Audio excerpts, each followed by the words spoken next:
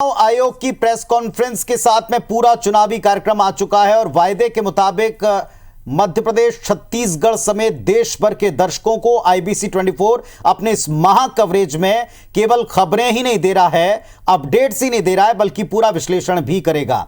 इस वक्त आप टेलीविजन स्क्रीन देखें, यह पूरा समृद्ध टेलीविजन स्क्रीन है जो आपको हर एक अपडेट विस्तार से बताएगा। मेरे सहयोगी सौरभ सिंह परिहार जुड़े हुए दिखाई पड़ रहे हैं, आईबीसी 24 के editor in chief Ravikant Mittal ji दिखाई पड़ रहे हैं और साथ ही साथ डॉक्टर सनवर पटेल, प्रवक्ता है भारतीय जनता पार्टी के मध्य प्रदेश से, डॉक्टर अमीनुल सूरी जी हैं, प्रवक्ता हैं कांग्रेस पार्टी से। आप दोनों को नमस्कार, बहुत स्वागत है। और केदारनाथ गुप्ता जी हैं भारतीय जनता पार्टी से। ये सभी हमारे साथ पैनल पर जुड़ चुके हैं, सभी से चर्चा की शुरुआत करेंगे।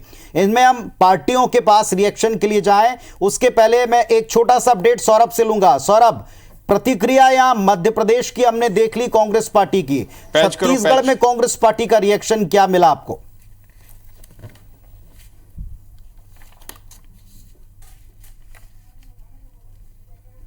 चलिए, सौरभ तक हमारी आवाज नहीं पहुंच पा रही है, लेकिन मित्तल जी शुरुआत अब आपसे ही करते हैं। आज तारीखों का ऐलान हो गया है 3 दिसंबर, वो बड़ी डेट हमारे सामने आ गई है जब ये साफ हो जाएगा कि इस बार किसकी सरकार इन 5 विधानसभा चुनाव में। देखिए, बिल्कुल ये सबको इसी चीज का इंतजार था, इन तारीखों का इंतजार था और डेट इसलिए देरी माने जा रहा था कि चूंकि दिवाली बीच में पड़ रही है। पिछले जो 18 में चुनाव हुए थे उसमें तो जो रिजल्ट आए थे वो 11 दिसंबर को आए थे, तो उन्होंने प्रीपोन कर दिया पहले इस बार कि इस बार जो नतीजे हैं वो पहले आ जाएंगे। जनता, जो मध्य प्रदेश, छत्तीसगढ़ और बाकी राज्यों की जनता, उनको पहले पता लग जाएगा कि उनके राज्य में कौन सरकार बना रहा है। तो ये जो बैलेंस था, चूंकि दिवाली 12 नवंबर की पड़ रही है, तो इस तरीके से किया गया कि कुछ जो चरण है वो दिवाली से पहले और कुछ चरण दिवाली के बाद, क्योंकि दिवाली में कई लोग छुट्टी लेते हैं। तो ये अब पूरी सेनाएं तैयार हैं, हर पार्टी की सेना तैयार है। उनको जो जो घोषणाएं करनी थी, जो जो लाभार्थियों को जो भी बांटना था, वो सब अब बढ़ चुका। अब इसमें कुछ नहीं होगा। अब आपने जो पार्टियों ने जनता के सामने अपने एजेंडे रखे हैं, अपने वादे रखे हैं, अपने दावे किए हैं, अब उसको जनता परखेगी। अब जो बॉल है वो जनता के कोर्ट में है और अगले 2 महीनों में, लगभग 2 महीनों में अब हम देखेंगे कि किस पार्टी, जो फेंस पर सिटर वोटर होते हैं, जो कि अभी अपना मन है, अब वो भी अपना मन बनाना शुरू कर देंगे कि उन्हें किस तरफ वोट देना है, किनको वोट देना है, किनको चुनना है और किस पार्टी की अपनी नई सरकार बनानी है।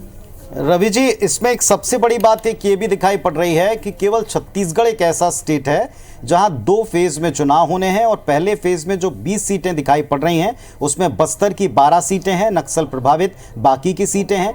इन 2 फेजेस में इलेक्शन केवल छत्तीसगढ़ में है। आपको लगता है कि ये जो पूरी तैयारी निर्वाचन आयोग की है, इस मुताबिक क्या दलों को अपनी स्ट्रेटेजी में कोई परिवर्तन करने पड़ेंगे या अब जितना कम वक्त बचा है इसमें जो तैयारी हो गई उसी पर जनता वोट करेगी? नहीं, देखिए पुनीत, ये ना परंपरागत ये रहा है कि छत्तीसगढ़ में चूंकि कुछ नक्सल प्रभावित जो जिले हैं उनमें हमेशा से, इसीलिए छत्तीसगढ़ में पिछली बार भी हमने देखा था कि 2 चरण में चुनाव हुआ था।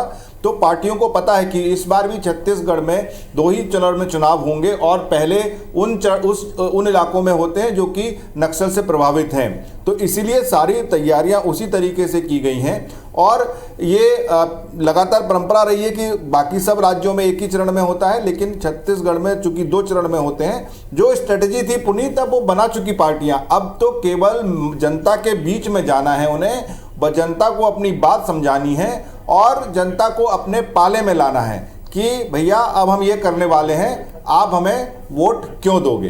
पुनीत, चलिए, बिल्कुल हमारे साथ में इस वक्त सौरभ सिंह परिहार भी जुड़े हुए हैं और साथ में तमाम प्रवक्ता भी जुड़े हुए दिखाई पड़ रहे हैं। मैं एक एक रिएक्शन ले लूं।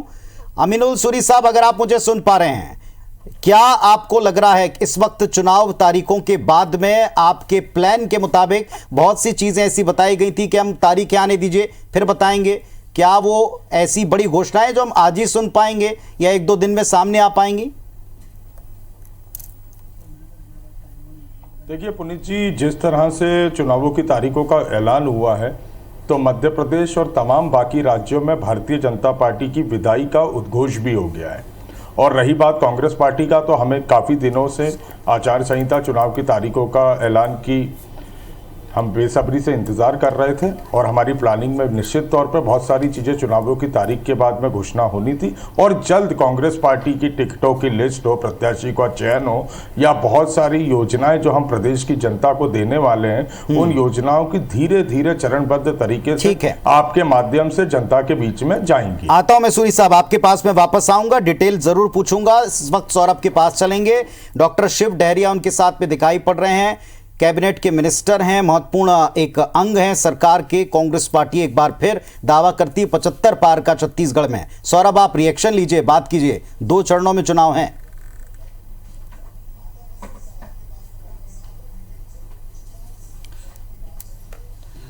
बिल्कुल, देखिए पुनीत, जैसे ही आज आचार संहिता पूरे प्रदेश में लागू हो चुका है, 2 चरणों में मतदान है और उस वक्त मेरे साथ जो है कैबिनेट मंत्री शिव डहरिया जी हैं। डहरिया जी, पहला रिएक्शन क्या है? देखिए, चुनाव आयोग की जो घोषणा हुई है हम उनका स्वागत करते हैं। हमारी पार्टी चुनाव के लिए पूरी तरह से तैयार है और 5 साल भूपेश बघेल जी के नेतृत्व में पूरे देश में कोई अच्छा काम करने वाला राज्य है तो छत्तीसगढ़ राज्य है और छत्तीसगढ़ की जनता ने ठान लिया है कि इस बार फिर छत्तीसगढ़ में कांग्रेस की सरकार बनाएंगे। दूसरी बात, जिस तरह से चुनाव आयोग जिस समय प्रेस कॉन्फ्रेंस कर रहा था उसके पहले से ही हमारे प्रदेश के पूर्व मुख्यमंत्री भाजपा नेता रमन सिंह जी प्रेस कॉन्फ्रेंस के लिए तैयार थे और उन्होंने चुनाव आयोग की घोषणा के पहले ही तारीखों का ऐलान कर दिया और उन्होंने बताया कि 20 सीटों में चुनाव ये 7 तारीख को होंगे और दूसरे फेज में 70 सीटों में 17 तारीख को होंगे। उससे पहले ही आप लोग धांधली का आरोप लगाने लगे, ऐसा क्यों? देखिए, doctor Raman Singh ji press conference चुनाव आयोग के पहले ही अगर वो बता रहे हैं तो क्या चुनाव आयोग ने उनको अधिकृत किया हुआ था क्या डॉक्टर रमन सिंह जी को कि तारीखों का ऐलान चुनाव आयोग के घोषणा के पहले ही कर दे? तो भारतीय जनता पार्टी निश्चित रूप से इस बार बैकफुट में है। ना उनके पास कोई नेता है, ना कोई विजन है, ना कोई मुद्दा है। इस बार हार के डर से केंद्र के सरकार पे निर्भर कर रही है और बहुत सारी धांधली पहले से करने का प्रयास कर रही है। तो क्या आप लोगों को आशंका है कि चुनाव में इस तरीके की गड़बड़ी आने वाले दिनों में हो सकती है? चुनाव आयोग सजग होगा और हम समझते हैं कि किस तरह की धांधली नहीं होगी, लेकिन अगर कोई धांधली होती है तो हमारी पार्टी उसका मुंहतोड़ जवाब देगी। आप कह रहे हैं कि रमन सिंह पहले प्रेस कॉन्फ्रेंस कर ले रहे हैं, जानकारी दे रहे हैं, तो क्या इसकी शिकायत की जाएगी क्या, जैसे आप खुले तौर पे आरोप लगा रहे हैं? निश्चित रूप से हमारी पार्टी इस बात को देख रही है और हमारे पार्टी स्तर पे इस पर निर्णय लिया जाएगा। सबसे महत्वपूर्ण कि 7 तारीख को जो है 20 सीटों पर मतदान है, जहां पर अधिकांश जगहों पर अभी केवल एक डॉक्टर रमन सिंह को छोड़ के सभी जगहों पर कांग्रेस है। तो ऐसे में क्या लगता है कि उन सीटों पर आपकी सीटें बरकरार रहेगी? कांग्रेस लगभग 95% सीटें जीत पाएगी? हम 95% नहीं 100% वो सीटें जीतेंगे। इस बार रमन सिंह जी का भी राजनांदगांव से चुनाव में सफाया हो जाएगा, ये तय है। ठीक है सौरभ, तो हम प्रतिक्रिया यहाँ पर सुन रहे हैं। शिव डहरिया का क्या कहना? बेहद गंभीर आरोप उन्होंने यहाँ पर लगाए पूर्व सीएम रमन सिंह के ऊपर। बीडी शर्मा का रुख करते हैं, कुछ कह रहे हैं वो भी। पार्टी लगातार इस भूमिका में आज देश के अंदर और प्रदेश के अंदर जो काम कर रही है, हम लाइव ऑर्गेनाइजेशन के नाते से काम करते हैं। केवल चुनावी गुब्बारे नहीं हैं, चुनाव में आकर के उबलते हैं और बाद में फूट जाते हैं। ये भारतीय जनता पार्टी है जो गांव-गांव में बूथ-बूथ पर जनता जनार्दन के लिए, उनके विकास और गरीब कल्याण के लिए आज भारतीय जनता पार्टी की सरकार है। केंद्र और राज्य के अंदर माननीय प्रधानमंत्री मोदी जी के नेतृत्व में, हमारे मुख्यमंत्री के नेतृत्व में जो काम हुआ है, यही भारतीय जनता पार्टी की ताकत और भाजपा का संगठन जो प्रत्येक बूथ पर मुस्तैदी से खड़ा है, यही हमारा सबसे बड़ी भूमिका है। आपने देखा होगा कि भारतीय जनता पार्टी ने 79 प्रत्याशी आज से काफी दिनों पहले घोषित कर दिए थे। हो सकता है कि जल्दी कुछ और आपको प्रत्याशी मिल सकते हैं, लेकिन आज भी मिल सकते हैं, कल भी मिल सकते हैं। लेकिन आज इस मध्य प्रदेश की जनता को जो मंथन करने की जरूरत है कि जिन लोगों ने झूठ और छल कपट की राजनीति की, ये चुनाव उन लोगों के बीच है। जिन लोगों ने इस मध्य प्रदेश की जनता को छला, जिन लोगों ने इस देश के अंदर, प्रदेश के अंदर सनातन धर्म, हिंदू धर्म पर आक्रमण किया, जिन लोगों ने विकास को अवरुद्ध किया, जिन लोगों ने गरीबों के हक और अधिकार को छीन करके 2 लाख प्रधानमंत्री आवासों को वापस करके उन गरीबों का हक छीना, हमारे मुख्यमंत्री शिवराज सिंह चौहान के नेतृत्व में गरीब कल्याण की योजना है। चलिए, तो आप सुन रहे हैं बीडी शर्मा को, और इस वक्त वे अपनी प्रतिक्रिया दे रहे हैं एक प्रेस कॉन्फ्रेंस करते हुए, और ये कह रहे हैं कि प्रदेश की जनता को विचार करना चाहिए, और साथ ही साथ एक बड़ा प्रहार ये कहते हुए किया कि हम चुनावी गुब्बारे नहीं हैं, बल्कि हम पूरे समय चुनाव में रहते हैं और चुनाव की तैयारी करते हैं। जनता के बीच काम करने वालों को भला किस बात का भय। चलिए, प्रतिक्रियाओं का ये सिलसिला जारी रहेगा, और पैनल में आप जैसा इस वक्त देख रहे हैं प्रमोद दुबे साहब कांग्रेस पार्टी के नेता भी जुड़ गए हैं, उनका भी हम यहां पैनल पर स्वागत करते हैं और एक एक प्रतिक्रिया लेते हैं। यहां सबसे पहले हमने रमन सिंह जी को सुना था, उनकी प्रेस कॉन्फ्रेंस पर वार किया गया था। एक टिप्पणी केदारनाथ गुप्ता जी से मैं चाहता हूं। केदार जी, ये कहा जा रहा है कि क्या अधिकृत कर दिया था पूर्व सीएम को, पहले ही तारीखें बता रहे हैं, पूरी स्ट्रेटेजी बता रहे हैं, एक बड़ा आरोप है, गंभीर आरोप है।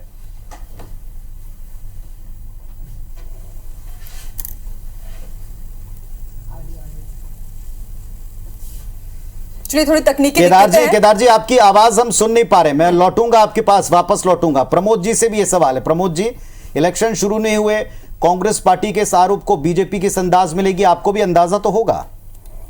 नहीं, देखिए पुनीत जी, जहां तक चुनाव में जो लोग कोविड पीरियड के बाद अभी जिनको 3-4 महीना पहले से लोगों ने घूमते देखा, तो स्वाभाविक तौर पर ये अंदाज़ा लगा लिए कि ये चुनावी मेंढक हैं या ये बादल वाले वो कीड़े हैं जो 5:45 बजे आते हैं और 7:30 बजे तक चले जाते हैं। तो उस तर्ज पर भारतीय जनता पार्टी के नेताओं को सक्रिय हुए कितने दिन हुए, वहाँ 3-4-5 माह से ही तो ये लोगों ने ये शुरुआत की।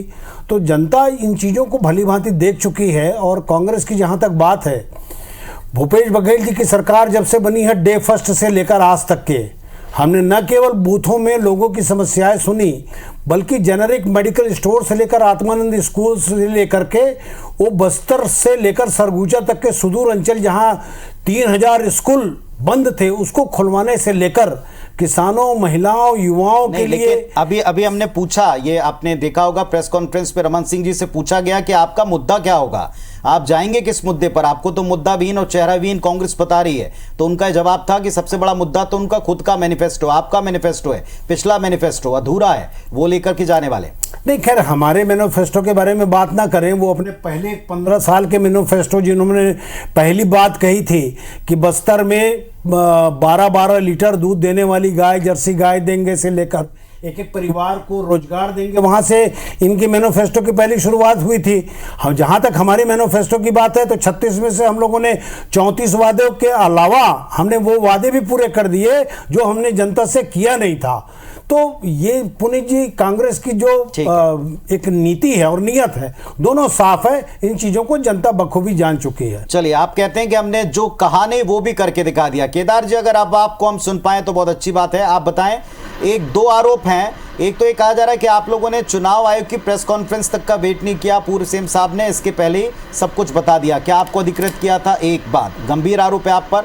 दूसरा ये कह रहे हैं हमने जितना कहा था उससे ज्यादा किया, आपके पास मुद्दा नहीं, ये कांग्रेस का दावा। देखिए, निश्चित रूप से पहले तो मैं चुनाव आयोग का बहुत बहुत धन्यवाद देता हूं, स्वागत करता हूं, वंदन करता हूं, अभिनंदन करता हूं कि छत्तीसगढ़ प्रदेश की जनता को ये चुनाव की तारीखों की बड़ा बेसब्री से इंतजार था। वो भूपेश बघेल सरकार से बहुत त्रस्त हो चुकी है, इनकी असफलताओं से त्रस्त हो चुकी है। लगातार प्रदेश में जो बलात्कार की घटनाएं हो रही है, महिला सुरक्षा की बात हो रही है, तो महिला, युवा और सभी समाज के लोग इस तारीख का इंतजार कर रहे थे। और मैं पुनः धन्यवाद दूंगा चुनाव आयोग को। पूरा प्रदेश और भारतीय जनता पार्टी चुनाव के लिए तैयार है। अब रही बात कि माननीय डहरिया जी ने यह आरोप लगाया, तो टेक्नोलॉजी से थोड़ा सी डहरिया जी जुड़े। हम कहते हैं ना, कांग्रेस बहुत पीछे और विकास को जानती ही नहीं। तो निश्चित रूप से माननीय डहरिया जी का आरोप निराधार है और चुनाव आयोग ने जब जारी किया तभी पता चलता है, डहरिया जी आप चुनाव घोषित होते ही चुनाव हार गए, आप गलत आरोप लगा रहे हैं। और मैं सबसे पहले आपसे पूछना चाहता हूं कि आपकी तैयारियां भारतीय जनता पार्टी की तैयारियों के बहुत पीछे है। हमारी एक सूची 1.25 महीने पहले आ चुकी है प्रत्याशियों की, दूसरी सूची तैयार है, परंतु आप मीटिंग करके जनता को भ्रमित कर रहे हैं केदार जी, और असली बात नहीं बता केदार पा जी रहे आपकी हैं केदार जी कि आपकी आपके दूसरी सूची पर तो सबसे ज्यादा सवाल उठा रही कांग्रेस। कहती है कि आप लोग खुद ही ट्रायल एंड एरर खेल रहे हैं, खुद ही अपने बड़े नेताओं के द्वारा ये लीक कराते हैं, फिर इस पर बहस और इस पर रिएक्शन देखने के बाद में फिर असल सूची लाते हैं। ये दावा है कांग्रेस पार्टी का कि ये सब आप लोग करवा रहे हैं। पुनीत जी, हम जो करा रहे हैं वो कांग्रेस बोल रही है तो अच्छी बात है, हमारे खेल में वो खेल रही है तो इससे अच्छी बात और क्या प्रमोद जी, है? आप लोग खेल रहे हैं, बीजेपी कांग्रेस खिलवा रही है और आप लोग खेल रहे हैं। नहीं देखिए, केदार जी और भारतीय जनता पार्टी ने तो कल का रात का मैच देख ही लिया होगा कि उधर राहुल जी की टीम ने उधर जीत दर्ज की और इधर भी राहुल जी की जो पूरी टीम है कांग्रेस की, वो इसी प्रकार से जीत दर्ज करेंगे जैसा छक्का मारकर आखिरी बॉल में ऑस्ट्रेलिया को उन्होंने हराया। वैसे यहाँ भारतीय जनता पार्टी देख लीजिएगा आप, ये जितनी अच्छी बॉलिंग कर ले, बैटिंग कर ले, बिल्कुल वर्ल्ड कप के भी रिजल्ट्स में अभी काफी एक टिप्पणी रवि जी से ले लें। रवि जी, कल के क्रिकेट मैच से तुलना हो रही, लेकिन यहाँ तो जनता डिसाइडिंग फैक्टर है, वो तय करेगी। बिल्कुल, पहले उससे पुनीत मैं एक फैक्ट क्लियर कर दूं, जो शिव डहरिया जी बोल रहे थे उसमें फैक्ट ये है कि चुनाव आयोग ने 12:21 पर चुनावों की तारीखों की घोषणा शुरू की। प्रेस कॉन्फ्रेंस उनकी 12 बजे शुरू हो गई थी, लेकिन जो शेड्यूल था वो उन्होंने 12:21 पर बताना शुरू किया और रमन सिंह ने अपनी जो प्रेस कॉन्फ्रेंस थी वो 12:35 पर शुरू की और तब तक तारीखों के ऐलान हो चुके थे, क्योंकि चुनाव आयोग ने सबसे पहले मिजोरम की डेट घोषणा की थी, उसके बाद उन्होंने मध्य प्रदेश की थी और मध्य प्रदेश के साथ उन्होंने बोला था कि एक चरण छत्तीसगढ़ के साथ होगा, जो कि 17 तारीख है। तो ये जो, लेकिन आप देखो कि ये अब शुरू हो गया है गेम, खेल ये शुरू हो चुका है, कहते हैं ना खेला शुरू हो बे, क्योंकि अब ये आरोप प्रत्यारोप इसी तरीके से लगेंगे, इसी तरीके से शिकायतें होंगी, उसमें क्या सत्य है क्या नहीं है ये हमारी जिम्मेदारी होगी। एक न्यूज़ चैनल की तरह हम इसमें पूरे चुनावों के दौरान बताते रहेंगे, सब दिखाते भी रहेंगे और बताते भी रहेंगे कि कौन कितना सच बोल रहा है या किसी ने कितना झूठ बोला। तो आज सबसे पहला फैक्ट चेक ये है कि चुनाव आयोग ने 12:21 से शुरू किया था, रमन सिंह ने 12:35 पे अपनी प्रेस कॉन्फ्रेंस शुरू की थी, तो ये उतना अंतर है। और जब तक उनकी प्रेस कॉन्फ्रेंस शुरू हुई सारा शेड्यूल वो अनाउंस कर चुके थे, लेकिन चुनाव में तो आरोप प्रत्यारोप लगते ही हैं, होते ही, यही तो चुनाव की खूबसूरती है पुनीत। बिल्कुल, और फैक्ट चेक के लिए IBC 24 की टीम तैयार है। देखिए अभी आरोप लगे और आरोपों का तथ्य क्या है, रवि जी ने उसको क्लियर कर ही दिया। केदार जी बहुत मुस्कुराकर कुछ कहना चाह रहे हैं क्योंकि अब मौका मिल गया उनको घेरने का। केदार जी मैं आती हूँ आपके पास, लेकिन अभी हमारे संवाददाता स्टार जियान हमारे साथ जुड़ चुके हैं, अलग अलग वर्गों के लोग इस वक्त उनके साथ मौजूद हैं। स्टार, कहिए क्या कह रहे हैं आप और क्या कहना है लोगों का, चुनाव तारीखों का ऐलान हो गया है? देखिए हमारे साथ चैम्बर से भी हैं, रेलवे सलाहकार समिति से भी है, युवा मतदाता भी हैं और इलेक्शन सामग्री वाले व्यापारी भी हैं। शुरुआत सबसे पहले छोटे छोटे बात करेंगे, चैम्बर से बात करते हैं। तारीखों का ऐलान हो गया है कि किस रूप से देख रहे तारीखों को आप? देखिए तारीखों का ऐलान तो आज नहीं तो कल होना ही था और चुनाव जो होना है उसका स्वागत है। और रह गई बात कि अपना किस टाइप का माहौल रहेगा, तो मेरा ये मानना है एज ए व्यापारी कि जो कांग्रेस सरकार ने 5 सालों में व्यापारियों के हित में, लेकिन मैं सीधा सीधा इसमें रोकना चाहूँगा, ये माहौल जो है त्योहारी समय है, पूरा व्यापार का रहता है, उसी बीच में इलेक्शन कार्यक्रम आया है, तो उस नज़र से किस रूप से देख रहे हैं आप? देखिए व्यापारियों के लिए एक बहुत बड़ी प्रॉब्लम तो है ही है, क्योंकि अभी ऐन दिवाली के समय में व्यापारियों का बहुत काम रहता है, आना जाना करता है, कैश का कैरी भी होता है, लेकिन उस बीच जो ये अपना रोक टोक और अपना होता है इसको सुनवाई नहीं होती, जो कि व्यापारियों के हित की बात नहीं है। इन्हें एक जब ये टीम बैठाते हैं तो इनमें एक व्यापारियों का भी प्रतिनिधि होना चाहिए। जी, रेलवे सलाहकार समिति से भी है, चुनाव का ऐलान हो चुका है तारीखों का, हाँ क्या लगता है, जो यदि हम बात करें किस प्रकार के देखते हैं शेड्यूल को और क्या माहौल रहेगा लगता है आपको? जी निश्चित तौर पे ये तारीखों का ऐलान होने के बाद यात्रियों को भी असुविधा होगी जो त्योहारी सीजन है। और दूसरा मैं आपको बताना चाहूँगा, मैं कृषि क्षेत्र से भी आता हूँ, मैं परंपरागत किसान हूँ। किसान आपको बता दूं 1 नवंबर से धान खरीदी भी शुरू होनी है, तो क्या धान खरीदी पे भी कुछ असर पड़ेगा या फिर प्रचार में, क्योंकि किसान जो है खेतों में व्यस्त रहेंगे सब? हाँ जी निश्चित तौर पे ये अक्टूबर के एंड तक फसल की कटाई शुरू हो जाएगी और किसान जो है अपने खेतों में रहेगा, तो निश्चित तौर पे राजनीतिक दल के व्यक्तियों का संपर्क उनसे टूट जाएगा और ये राजनीतिक दल के व्यक्ति सिर्फ रोड में ही दिखेंगे, बाकी किसान और मजदूर जो है अपने खेतों में व्यस्त रहेंगे।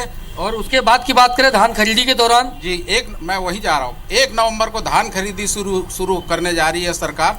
तो निश्चित तौर पे किसान जो है 6 महीना संघर्ष करके जो फसल उत्पादन करता है उसको बेचने के लिए भी जगदोजहद करेगा, और निश्चित तौर पे किसान अपने कृषि कार्य में लगा रहेगा। चुनाव तो उसके लिए आते जाते रहता है चुनाव, परंतु लोकतंत्र के महापर्व पे मैं आपके चैनल के माध्यम से हमारे किसान भाइयों और जनता से आग्रह करना चाहता हूं कि वो मतदान अनिवार्य रूप से करे ताकि युवा मतदाता। ठीक है स्टार, आप बने रहिए हमारे साथ। बेहद अच्छा यहाँ पर पॉइंट उठाया है पुनीत जी। स्टार के साथ जितने भी यहाँ पर लोग मौजूद थे, उन्होंने कहा कि 1 नवंबर से धान खरीदी की भी शुरुआत हो रही है, तो इससे काफी हद तक चुनाव भी प्रभावित होंगे, किसान भी, धान खरीदी भी। इसको भी लेकर के हम प्रतिक्रिया जरूर लेंगे छत्तीसगढ़ के नेताओं से, लेकिन डॉक्टर सनवर पटेल का रुख करते हैं। बीजेपी प्रवक्ता हमारे साथ जुड़े हुए हैं। डॉक्टर सनवर, हमने कांग्रेस की भी प्रतिक्रिया आपको सुनवाई। उनका कहना है कि जो आपके घोषणा रहे वो चुनावी गुब्बारे रहे और हम जनता के बीच जाएंगे अपनी उपलब्धियों को लेकर के। देखिए, बहुत ही स्पष्ट है कि फिर से इतिहास रचने की ओर भारतीय जनता पार्टी है। भारतीय जनता पार्टी है तैयार। फिर से एक बार भारतीय जनता पार्टी की सरकार। ये चुनाव साधारण चुनाव नहीं है, ये मध्य प्रदेश की जनता के लिए विनाश और विकास में से चुनने का चुनाव है। जो 15 माह की सरकार में जिस प्रकार से हाहाकार मचाया, त्राहिमाम मचाया, मध्य प्रदेश की जनता भूली नहीं है। और जिस प्रकार से 18 साल में समृद्धशाली मध्य प्रदेश बना, जिस प्रकार से इंफ्रास्ट्रक्चर तैयार हुआ, जिस प्रकार की रोडें थी, जिस प्रकार से बिजली की व्यवस्था थी, जिस प्रकार की पानी की व्यवस्था थी, और आज तुलनात्मक रूप से इन 18 सालों में जो व्यवस्था है, ये मध्य प्रदेश की जनता भूलती नहीं है। आज 11,000 रुपए प्रति व्यक्ति आय की तुलना में 1,40,000 रुपए प्रति व्यक्ति आय है, ये मध्य प्रदेश की जनता भूली नहीं है। इसलिए भारतीय जनता पार्टी तैयार है और भारतीय जनता पार्टी की सरकार फिर से एक बार बनने जा रही। सनवर पटेल साहब, 2-3 सवाल हैं यहाँ पर। कांग्रेस पार्टी तो उठा ही रही है, लेकिन लोगों के जहन में भी आ चुके हैं सवाल। कांग्रेस कहती है अब की बार आप लोग, हर बार तो आप लोग लीड करके एजेंडा सेट करते थे और कांग्रेस फॉलो करती थी, अब की बार कांग्रेस ने वायदे किए, आपको कॉपी करना पड़ा, वक्त से पहले उनको घोषणाओं के तौर पर महिला वर्ग के बीच में उसे इंप्लीमेंट करना पड़ा। महिलाओं के साथ में उस वर्ग को अपनाने के लिए जो आपने ताबड़तोड़ काम किए, इसके बावजूद आपको अपने सांसदों, केंद्रीय मंत्रियों को उतारना पड़ा। स्थिति अच्छी नहीं बताती कांग्रेस। देखिए पुनीत जी, कांग्रेस तो अपना काम करेगी, लेकिन स्थिति कैसी है तो मध्य प्रदेश की जनता आशीर्वाद देने का काम कर रही है। आपके सामने जो जन आशीर्वाद यात्रा निकली उसका परिणाम देख लीजिए, और जन आक्रोश निकला उसका परिणाम देख लीजिए। जन आक्रोश निकला तो किस प्रकार से हमने वो तस्वीरें भी देखी थी कि जब जन आशीर्वाद यात्रा में पथराव हुआ था, और कांग्रेस का यही कहना है कि आशीर्वाद नहीं बर्बाद यात्रा थी वो बीजेपी की। कांग्रेस ने गंभीर आरोप तब भी लगाए थे। आप बने रहिए सनवर जी। सीएम शिवराज सिंह चौहान की भी प्रतिक्रिया आई है चुनावी तारीखों को लेकर, सुन लेते हैं वो क्या कह रहे हैं।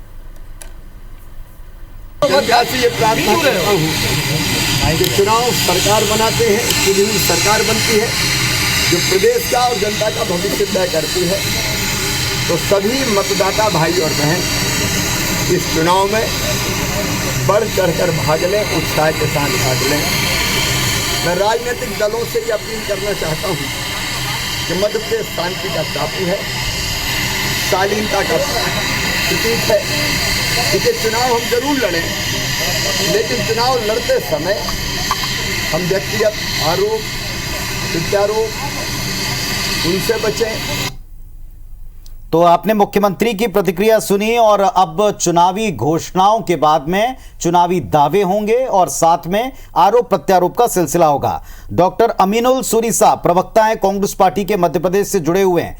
सबसे बड़ा प्रहार कांग्रेस पार्टी पर किया जा रहा है कि आप लोग चुनावी बिसात पर केवल अपने मोहरे बिछा रहे हैं, केवल चुनावी गुब्बारे हैं, बाद में उड़ जाएंगे, हम तो जमीन पर रहकर 15 साल काम करने वाले। देखिए, जमीन पर रह के कौन काम कर रहा है ये मध्य प्रदेश की जनता 17 नवंबर को जवाब देगी। 2018 में जनता ने कमलनाथ जी की सरकार को चुना, कांग्रेस पार्टी को चुना, और किस तरह से कांग्रेस की सरकार को और कमलनाथ जी की सरकार को बेदखल करने का काम भारतीय जनता पार्टी ने किया, वो भी जनता के सामने।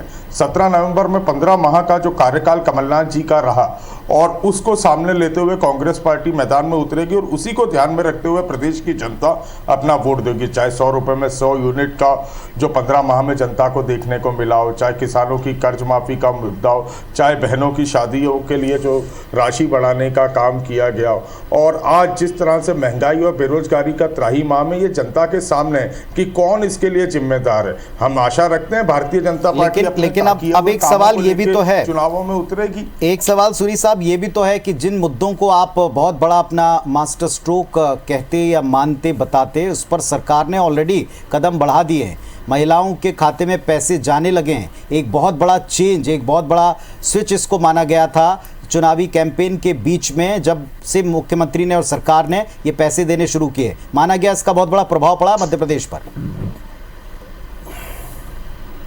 देखिए पुनीत जी, महाराष्ट्र में भी भारतीय जनता पार्टी की सरकार है, उत्तर प्रदेश में भी भारतीय जनता पार्टी की सरकार है, देश के अनेक प्रांतों में भारतीय जनता पार्टी की सरकार है। वहाँ पे भी महिलाएं, वहाँ की महिलाओं के साथ इतना अत्याचार क्यों? सिर्फ मध्य प्रदेश की महिलाओं को ये राशि क्यों दी जा रही है, जबकि हिमाचल में हमारी सरकार में दी जा रही है ये राशि। हम लोग छत्तीसगढ़ में देने का हमने कार्य करने वाले किया है, अनेक राज्यों में कांग्रेस पार्टी ने दिया। तो भारतीय जनता पार्टी कांग्रेस के आगे घबरा गई थी, और ये उन्हें मालूम है। ये बरसाती मेंढक कौन है जो इस समय चुनाव के दौरान ये राशि दे रहे हैं? मध्य प्रदेश की बहनाओं को मैं अच्छे से बताने जा रहा हूं। पटेल साहब रिएक्शन दीजिएगा इस पर। परिणाम आने के बाद 5 दिसंबर को उनके खाते में 1500 रुपए महीना आना शुरू हो जाएगा। पटेल साहब, आप देखिए हमारे विद्वान साथी बोल रहे हैं कि बरसाती मेंढक। आप बताइए लाडली लक्ष्मी योजना कब चालू हुई थी? आज 1 नहीं 2 नहीं 47 लाख बेटी हमारी लखपति है। आप कह रहे हैं बरसाती। आप बताइए कि फांसी की सजा का प्रावधान कौन से सन में किया था? ये मध्य प्रदेश है, शांति का टापू है। जब जब बेटियों की ओर किसी ने आंख उठाई है तो उनके लिए कठोर कदम उठाए गए हैं। और मध्य प्रदेश ने जब फांसी की सजा का प्रावधान किया, न केवल प्रावधान किया, 67 लोगों को सजा का ऐलान हो चुका है। और आप कह देंगे कि एक नाम बता दी किसको फांसी पर लटकाया, तो आप भारत में हो। आप ऐसे देश में नहीं हो जब प्रक्रिया का पालन नहीं होता है। अगर यहाँ से ट्रायल कोर्ट ने उनको सजा दी है तो लोग हाई कोर्ट जाते हैं, सुप्रीम कोर्ट। ठीक है सूरी साहब, जल्दी से अपनी बात रख दें, फिर आगे बढ़े हम। ये मध्य प्रदेश की सरकार है। मध्य प्रदेश की सरकार पटेल साहब हमारी बहनों के लिए, हमारे बेटियों के लिए। सीधा सा सवाल है, आप 15 साल, ये 3.5 साल से पहले 17 साल शासन में रहे, कांग्रेस की घोषणा से पहले महिलाओं के लिए ये राशि क्यों नहीं लाई गई? ये कांग्रेस को कॉपी करने का काम क्यों किया गया, और ये सिर्फ मध्य प्रदेश में क्यों किया गया? क्या और देश की महिलाएं जहाँ भारतीय जनता पार्टी के प्रदेशों में शासन है वहां ये योजना क्यों नहीं लागू की गई? ठीक है, मैं आप दोनों को रोकना चाहता हूं। यहाँ पर प्रमोद दुबे साहब हैं, कांग्रेस पार्टी के नेता और प्रवक्ता। प्रमोद जी, कांग्रेस पार्टी अब की बार, चूंकि छत्तीसगढ़ में आप सरकार में, मजबूत सरकार में आप रहे, लेकिन अब चुनौती आपके ऊपर भी है। अब की बार आप नया क्या देंगे? अब की बार जो घोषणा पत्र बना रहे हैं वो ये कहते हैं कि साहब हम रीजनेबल ही काम कर पाएंगे, हम वही कहेंगे जो हम पूरा कर पाएं। नहीं पुनीत जी, पहले तो हम लोगों ने जो घोषणाएं की थी, मैंने पहले भी कहा आपको कि घोषणा से ज़्यादा जो मैनिफेस्टो में नहीं था वो भी हमने किया। अभी हमारा मैनिफेस्टो आने वाला है, उसमें आप देखिएगा कि वो जो छोटी हुई जितनी चीज़ें रही होंगी, या जो उम्मीद से दुगुना जिसको कह सकते हैं हम लोग, वो करने का काम हम लोग। तो कोई हिंट आपका होगा? महिलाओं के लिए कोई बड़ा वायदा आ सकता है? हाँ, निश्चित। आप राजस्थान में देखें, हेल्थ स्कीम को लेकर कुछ एक बड़े ऐलान है, वहाँ भी आप ही की सरकार थी। इस तरह की उम्मीदें जनता आपसे क्या यहाँ लगा सकती है? हाँ, निश्चित रूप से 2-3 महीनों से लगातार हम जनता के बीच में जाकर पूछा है हम लोगों ने कि आपके लिए ऐसी कौन सी योजनाएं आनी चाहिए। जैसे आपको मालूम है, हम लोगों ने बहुत कोटवार, मितानिन, आंगनबाड़ी, ये जो बहुत नीचे में जो लोग काम करते हैं, वास्तव में जो मेहनत करने वाले लोग हैं, उनको उनका प्रतिसाद मिलना चाहिए। इस तर्ज पर हमने एक आकर्षक मैनिफेस्टो जो बनाया है माननीय मोहम्मद अकबर जी के नेतृत्व में, उसका बहुत जल्दी आपके सामने में घोषणा होगी। और देखिएगा आप कि बहुत अच्छा होने वाला है। और अब की बार 75 पार को भी हम लागू निश्चित रूप से जनता के बीच में जाकर कर पाएंगे। ठीक है, प्रदेश प्रभारी छत्तीसगढ़ के ओम माथुर भी कुछ कह रहे हैं, सुनाते दर्शकों को। 7 और 17 तारीख हमको मिली है, हम पूर्ण रूपेण तैयार है, पार्टी मैदान में उतर चुकी है और हर दृष्टि से चुनाव की तैयारी में हम लगे हैं। ये अनुमान लगाना उचित नहीं है, लेकिन भारतीय जनता पार्टी पूर्ण बहुमत से सरकार बनाएगी। चलिए, अब ये दावे किए जा रहे हैं सरकार बनाने के। मिली है, हम पूर्ण रूपेण तैयार हैं, पार्टी मैदान में उतर चुकी है और हर दृष्टि से चुनाव की तैयारी में हम लगे हैं। ये अनुमान लगाना उचित नहीं है, लेकिन भारतीय जनता पार्टी पूर्ण बहुमत से सरकार बनाएगी। तो आपने सुन लिया, सभी की प्रतिक्रिया सुन ली। रविकांत मित्तल जी, एडिटर इन चीफ IBC24 भी हमारे साथ में पैनल पर जुड़े हुए हैं। रवि सर, जिस तरह से अभी हम सबको सुन रहे हैं, अब की बार हर बार होता है इलेक्शन में, वायदे भी होते हैं, दावे भी होते हैं, आरोप प्रत्यारोप का सिलसिला भी दिखता है, लेकिन अब की बार वायदों को एक दूसरे से छीनने, उसे पहले इंप्लीमेंट करने की होड़ दिखी है सरकारों की तरफ से, और अब विपक्ष उस पर आगे क्या कहेगा ये दिखता है। तो अब की बार मुद्दे बड़े रहेंगे या ये वायदे दावे बड़े रहेंगे, क्या लग रहा है?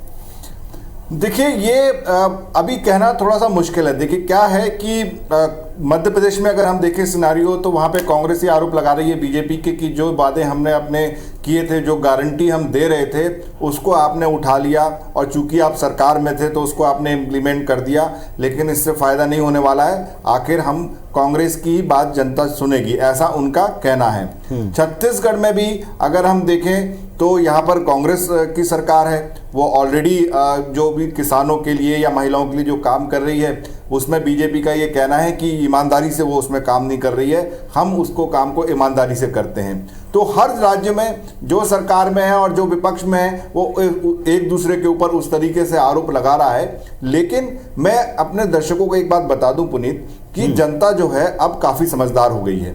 ऐसा नहीं रहा कि वो फेस वैल्यू पर किसी बात को लेती हो या किसी वादे या दावे को, अब वो समझने लग गई है।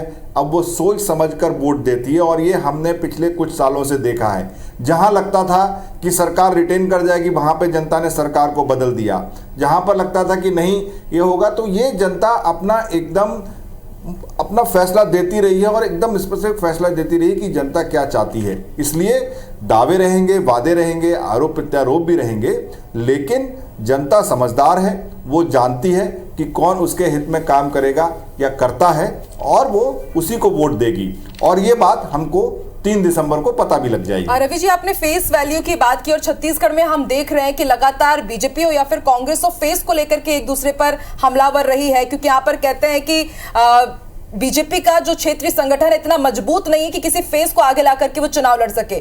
तो बीजेपी भी हमला करती है कि पहले भूपेश है तो भरोसा कहा जा रहा था और अब भरोसे की सरकार पर ये चले गए। तो वाकई आपको लगता है कि जो दोनों ही कहा जाए कि फेस विहीन हो गए, दोनों ही सामूहिक नेतृत्व के साथ आगे बढ़ रहे हैं, तो इसका भी असर क्या हम वोटिंग पैटर्न पर देखेंगे? बिल्कुल, देखिए क्या होता है कि एक तो मुकाबला है दोनों पार्टियों का आपस में, और एक मुकाबला होता है पार्टियों के अंदर आपस में नेताओं में। तो अब तो चुनाव एकदम सामने खड़े हैं। अब यही मैटर करेगा कि कौन पार्टी एकदम एक होकर चुनाव लड़ती है सामूहिक, क्योंकि दोनों ही पार्टियां कह रही हैं कि हमारा कोई फेस नहीं है, कोई चेहरा नहीं है, और हम सामूहिक रूप से लड़ेंगे, हमारी अंदरूनी कोई लड़ाई नहीं है। अब ये समय आ चुका है कि इस पर कितना क्रियान्वयन होता है, कि कौन पार्टी एक होकर चुनाव लड़ती है और एक साथ मिलकर चुनाव लड़ती है, वो जनता पर ज़्यादा असर कर पाएगी। रवि जी, एक सवाल है यहाँ। 1/6 आबादी देश की अब की बार 23 में अभी वोट करने वाली है। अभी इलेक्शन कमीशन की पीसी में हमने ये बात सुनी है कि जो पूरे वोटर्स हैं देश भर के, उनका 6वां हिस्सा अभी वोट करेगा, और इसमें फ्रेश वोटर्स, पहली बार के वोटर्स 60 लाख से थोड़े से ज्यादा हैं। उनको आप कैसे मोटिवेट करेंगे, दल कैसे मोटिवेट करेंगे, इससे भी कहीं ज्यादा वो क्या सोचकर वोट करेंगे? ये अब की बार बदलेगा, क्योंकि प्रचार का तरीका एग्रेसिवली बहुत बदल चुका है। देखिए क्या है कि जो नया वोटर है ना, ये बहुत अवेयर है, इसके पास काफ़ी सारी सोर्सेज हैं जानकारी पाने के और लेने के। ये डिजिटल तरीके से जुड़ा हुआ है, और हमने देखा है कि समय के साथ पार्टियों का प्रचार का तरीका भी बदला है। तो बाकी जो पारंपरिक तरीके हैं उसके अलावा डिजिटल के ऊपर काफ़ी ज़्यादा जोर है। चाहे वो भारतीय जनता पार्टी के बड़े नेता हो, यहाँ तक कि प्रधानमंत्री मोदी कह रहे थे कि भाई आप मेरे यूट्यूब को सब्सक्राइब कीजिए, लाइक कीजिए और बेल का बटन दबाइए। तो ये चीज़ समझ चुके हैं कि जो नया युवा, जो नया वोटर है, उसके को उस तक कैसे पहुँचना है, तो उस चीज़ को ये अपनाया जाएगा। लेकिन वो चतुर भी है, समझदार भी है, उसे अपने भविष्य को कैसे आगे संवारना होगा, किन पार्टियों के जो दावे हैं या वादे हैं उसके भविष्य को संवार सकते हैं, उसको वो जरूर देखेंगे और यही देख के वो वोट करने वाले हैं। ठीक है, प्रमोद जी, इसी से जुड़ा हुआ मेरा सवाल, IBC 24 माइंड समिट में हमने एक सेशन भी किया था पुनीत जी, रवि जी आपको भी याद होगा कि जोश से भरपूर लेकिन अवसर कितनी दूर। और अब जब हम यंग वोटर्स की बात कर रहे हैं, 60 लाख बहुत बड़ा ये काउंट होता है कि यही अब राजनीतिक भविष्य भी तय करेंगे। तो प्रमोद जी, क्या इस बार हम माने कि अभी तक आपकी लिस्ट नहीं आई है और इस बार अब युवाओं को साधने के लिए हमने देखा कि युवा संवाद सम्मेलन भी आप लोगों ने किया, काफी अच्छा उसमें आप लोगों को रिएक्शन भी मिला, अच्छी प्रतिक्रियाएं भी मिली, तो क्या इस बार जो विधायकों को टिकट दिया जाएगा उसमें युवा चेहरे हमें ज्यादा देखने को मिल पाएंगे? क्या प्रतिनिधित्व देंगे आप युवाओं को? हाँ, पहले भी देते रहे हैं और आगे भी देंगे। ये हमारे यहाँ तो कुछ अनुभवी, कुछ नए लोगों को, महिलाओं को, सारे लोगों को समाहित करके हमारी पार्टी में अवसर दिया जाता है। बहुत सारे युवा चेहरे अभी आपको वर्तमान के विधानसभा में आपको देखने को मिले होंगे और हम योग्यता के आधार पर और योग्य लोगों को चयनित करके हम इस बार युवाओं को भरपूर मौका देंगे, आपको आने वाले दिनों में दिखेगा। और जहां तक नए वोटरों की बात है, लगातार माननीय मुख्यमंत्री जी के माध्यम से कॉलेजों में और भी हम लोगों ने संवाद एक कार्यक्रम रखा था, तो 1 to 1 उनके हिसाब से मैनिफेस्टो को भी तैयार किया जा रहा है। हम मैनिफेस्टो में भी उन चीज़ों को समाहित किए हैं, चाहे वो अभी आपने देखा होगा कि 2 सब्जेक्ट में सप्लीमेंट्री की बात थी, बहुत सारे यूथ लोगों ने इस बात को कही और उसको हमने महसूस किया। सिटी बस में जो बच्चे लोग हैं उनको टिकट नहीं लगेगा, तो ये वो इश्यूज़ हैं जो हमको सीधे फीडबैक मिला और हमने इम्प्लीमेंट किया। तो उसी आधार पर यूथ की जहाँ तक बात है वो हम उसके लिए काफ़ी अपनी योजनाएं बनाए और आजकल तो डिजिटल युग है। आपको नहीं लगता प्रमोद जी के यूथ का जो सबसे बड़ा मुद्दा है एजुकेशन के साथ साथ वो है उनके रोजगार का? रोजगार के मुद्दे पर विपक्ष के वार को अगर आप थोड़ा साइड भी रख दें तो बहुत से अभ्यर्थी हैं जो प्रक्रिया पूरी होने का इंतजार कर रहे हैं, जो प्रक्रियाएं चली हैं उन पर भी विपक्ष ने बहुत से गंभीर सवाल दाग दिए हैं। आपको लगता है प्रॉपर काम हो पाया? कोविड का दौर था, सबके लिए चैलेंजिंग था, लेकिन काम हो पाया? क्योंकि यूथ को आप कनेक्ट करने की बात कर रहे हैं, पर यूथ का सबसे बड़ा मुद्दा बेरोजगारी, उससे जुड़े हुए इश्यूज, वो आप एड्रेस कर पाए 5 साल में? हाँ, बहुत कुछ तो करने की कोशिश किया और इसमें सफल भी हुए। देखिए, बहुत सारी भर्तियां हम लोगों ने निकाली, बहुत सारे लोगों की भर्तियां भी हुई, वर्तमान में भी जारी है। लेकिन आप अगर पूरे देश के परिदृश्य में अगर कहीं सिनेरियो की अगर बात करें, रेशियो की अगर बात करें तो 0.01% हमारी बेरोजगारी दर है। केवल रोजगार की दिशा में केवल नौकरी को हमने आत्मसात नहीं किया पुनीत जी, लेकिन MSME की अगर हम बात करें, छोटे छोटे उद्योगों की बात करें, तो भूपेश बघेल जी की सरकार और कांग्रेस की सरकार ने भरपूर अवसर दिया। न केवल अवसर दिया बल्कि सब्सिडीज भी। आप ये देखिए कि आज लगभग 1 लाख हेक्टेयर से ज़्यादा की जो ज़मीन है वहाँ अब आज के यूथ जो हैं वो एग्रीकल्चर की ओर वो बढ़े। गाँवों में युवाओं का रुझान आया। हमने जो MSP दिया उसमें केवल धान और उसकी बात नहीं की, हमने कोदो कुटकी से लेकर के आज आप देखिए कि मिलेट्स के आप अलग अलग जगह में स्टोर्स देख रहे हैं, और नहीं तो शहरों के अलावा भी आप ग्रामीण क्षेत्रों में भी कैफे कॉफ़ी डे की तर्ज पर हम लोगों ने ये काम किया। आज जो इंजीनियरिंग पास आउट लड़के हैं वो लोग भी ये काम को कर रहे हैं, तो वो आज 40,000 50,000 से लेकर एक अच्छी राशि अर्न कर रहे हैं। तो हम लोगों ने इस दिशा में भी भरपूर काम किया। ठीक है रवि जी, देखिए युवाओं की हमने बात की, 2023 के विधानसभा चुनाव की हम बात कर रहे हैं, लेकिन एक बात तय है कि ये जो चुनाव है 2024 के सेमीफाइनल माने जा रहे हैं और कुछ राज्य ऐसे हैं जहां पर अभी हम देख रहे हैं कि जो इंडिया गठबंधन है वही उन्हीं गठबंधन के ये जो दल है आमने सामने इस बार खड़े हुए हैं और 2024 में जब जाएंगे ये तो एकजुट होकर के चुनाव लड़ेंगे। तो क्या माना जाए कि इंडिया गठबंधन के लिए भी ये एक सेमीफाइनल टेस्ट जैसा ही होगा 2023 के ये चुनाव?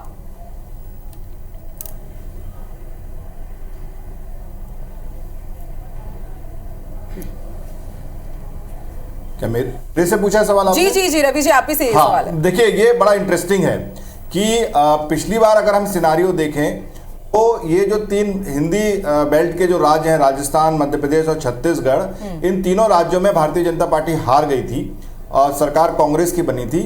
लेकिन उसके बाद जो लोकसभा चुनाव हुए थे उसमें भारतीय पार्टी ने जीत हासिल की थी, जैसा आपने। लेकिन जो अभी तक बात समझ में आ रही है कि ये जो इंडिया अलायंस जो बना हुआ है ये लोकसभा के लिए है, विधानसभा के चुनावों के लिए माना जा रहा है, चूंकि हम देख रहे हैं कि जो अलायंस में जो पार्टनर हैं वो इन राज्यों में, अगर हम मध्य प्रदेश में देखें, छत्तीसगढ़ में देखें, आप अपने कैंडिडेट ऑलरेडी डिक्लेयर कर चुकी है और समाजवादी पार्टी के नेता यहां पर आके यात्रा कर चुके हैं। तो मुझे लगता नहीं है कि ये जो अलायंस है ये इन चुनावों में प्रभावी होगा, बल्कि ये लोकसभा के लिए है। और ये कितनी, क्या इनकी कटुता इतनी हो जाएगी इन चुनावों में कि उस पर असर पड़ेगा, ये तो देखने वाली बात होगी। लेकिन ये चुनाव जैसे पहले लड़े जाते थे, सारी पार्टियां लड़ेंगी, एक दूसरे के लिए लड़ेंगी और मिलकर लड़ने की संभावना मुझे इसमें दिखती नहीं है। और ऑफ कोर्स अगर चुनाव के से पहले हो रहा है 2024 से, तो ये सेमीफाइनल बिल्कुल। और इस वक्त मध्य प्रदेश के मुख्यमंत्री शिवराज सिंह चौहान कुछ कह रहे हैं, सबको सुनवाते हैं। चलिए, सभी के बीच में पहुंचे थे, सवाल वही, रिएक्शन वही, बार बार पूछे जाएंगे। जो अभी रवि सर से बातचीत चल रही थी, प्रमोद जी मैं आपकी भी टिप्पणी इस पर चाहूंगा। आज की तारीख में जिस अंदाज में आप पूरा कैंपेन दिख रहे हैं, आप कैंडिडेट्स में कितने फ्रेश युवाओं को मौका देते हैं, एक वो बात। दूसरी बात ये कि जो चर्चा भी हमारे यहाँ भी स्टूडियो में भी छिड़ी, हमने इसमें समिट में भी चर्चाएं की, आपको लगता है कि 24 में जो आपके सहभागी होंगे वो उनके यहाँ रहने से आपके वोट कटेंगे, दिक्कतें होंगी आपको? प्रमोद जी एक मिनट माफ कीजिएगा, प्रतिक्रियाएं आ रही है, सुन लेते हैं जरा। मैं अपनी पीसीआर टीम से बोलूंगी जो भी प्रतिक्रियाएं आ रही है सुनवाते जाएं।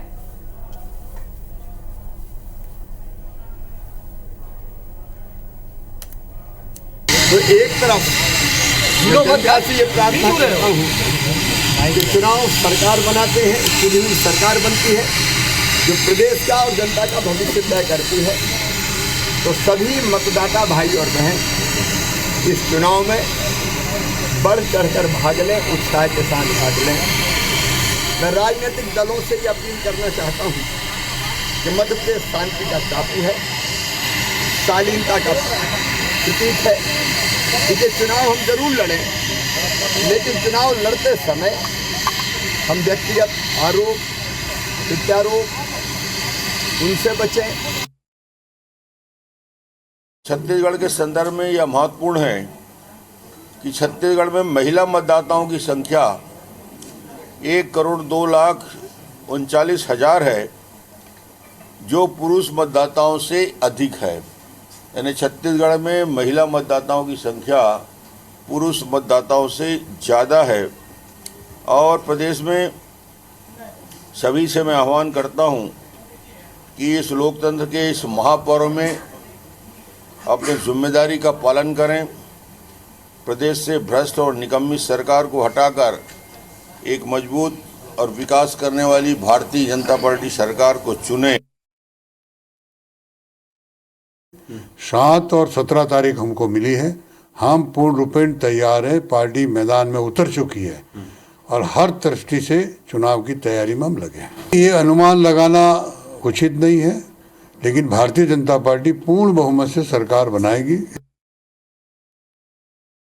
नहीं, तेलंगाना में हर वोट इम्पोर्टेंट है, माइनॉरिटी है, सबको वोट डालने का है और सब मिलके मुझे यकीन है कि जो 10 साल में तेलंगाना जो प्रोग्रेस कर रहा है, हाँ कमजोरियां हैं, इसमें कोई इनकार नहीं कर सकता, मगर एक विजिबल डेवलपमेंट तेलंगाना में नजर आता है।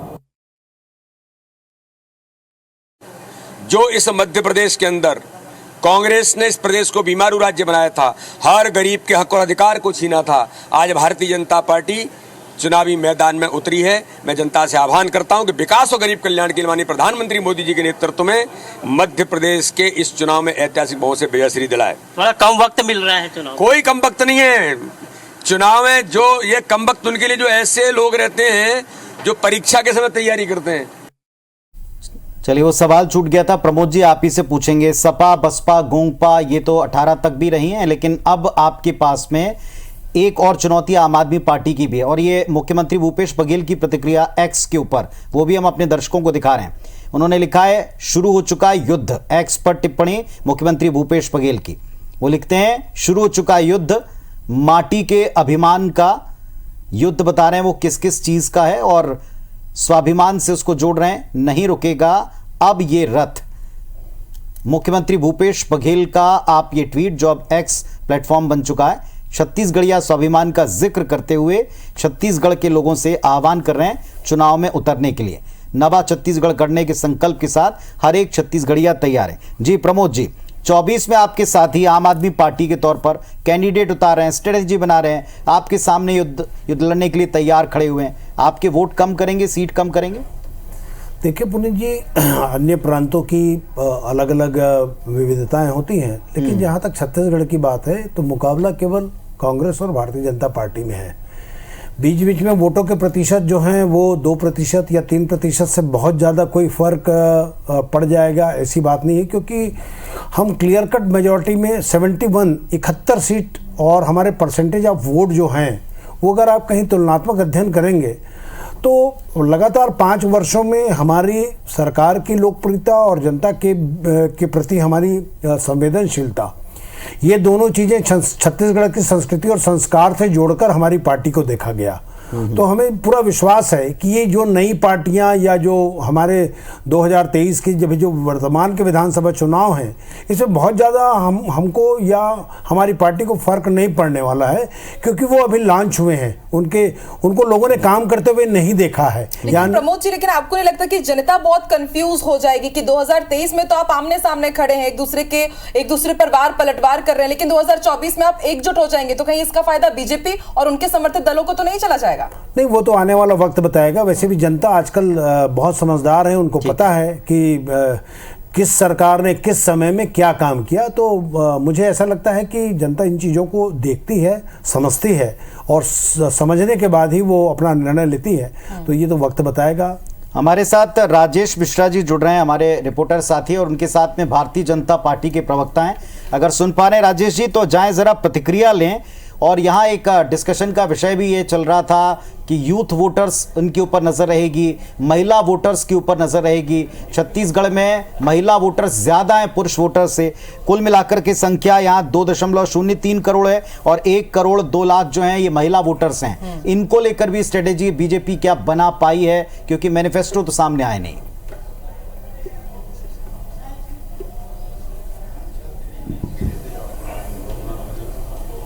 देखिए, हमारे साथ भारतीय जनता पार्टी के प्रवक्ता और सरगुजा संभाग के जो प्रभारी हैं संजय श्रीवास्तव यहाँ पर मौजूद हैं। तारीखों का ऐलान हो चुका है। आधे से ज़्यादा जो संख्या है मतदाताओं की वो महिलाओं की है, तो महिलाओं को साधने के लिए, महिलाओं का वोट आपको ज़्यादा से ज़्यादा मिल चुके, इसके लिए आपकी क्या पॉलिसी? और अब जब तक तारीखों का ऐलान हो चुका है, अब क्या तैयारी भारतीय जनता? देखिए, हमेशा से चुनावों में महिलाओं का समर्थन भारतीय जनता पार्टी को प्राप्त हुआ है और पिछले लोकसभा के आंकड़े को देखा जा सकता है कि महिलाओं का अपार जन समर्थन माननीय मोदी जी को और लोकसभा के अंदर में भारतीय जनता पार्टी को प्राप्त हुआ था।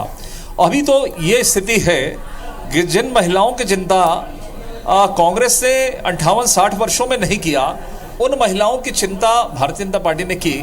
और जो बरसों बरस से महिला बिल आरक्षण जो था, जो लटका हुआ था, उसको माननीय मोदी जी की सरकार ने अंतिम मुहर लगा ली है और महिलाओं में अपार उत्साह है। तो मुझे लगता है ये बहुत बड़ा कारण होगा कि वैसे भी उनको विश्वास है माननीय मोदी जी के ऊपर में, और दूसरा महिला आरक्षण भी एक बहुत बड़ा कारण होगा कि हमको लगभग, मैं कह सकता हूं कि आधे से ज्यादा, लगभग 60-70% मात्रा में महिलाओं का समर्थन हमको बिल्कुल राजेश जी, अपने दावे, अपने वादे हैं, लेकिन अब तय करना है जनता को कि वो अब की बार किनकी सरकार चुनने जा रही है, किसकी सरकार चुनेगी। गढ़ में दंगल हो या फिर मध्य प्रदेश का महासमर हो। और मेगा कवरेज IBC 24 पर आप लगातार देख रहे हैं। खास पैनल हमारे साथ जुड़ा हुआ है, विश्लेषण भी यहाँ पर हम कर रहे हैं कि किस तरह से अब सियासी समीकरण बदले जाएंगे। आगे भी चर्चा जारी रहेगी। फिलहाल मुझे और पुनीत जी को आप इजाजत दीजिए, आगे इस डिबेट को कंटिन्यू करेंगे। रचना, नितेश और राहुल सौमित्र बने रहिए हमारे साथ। एक छोटे से ब्रेक के लिए रुकते हैं।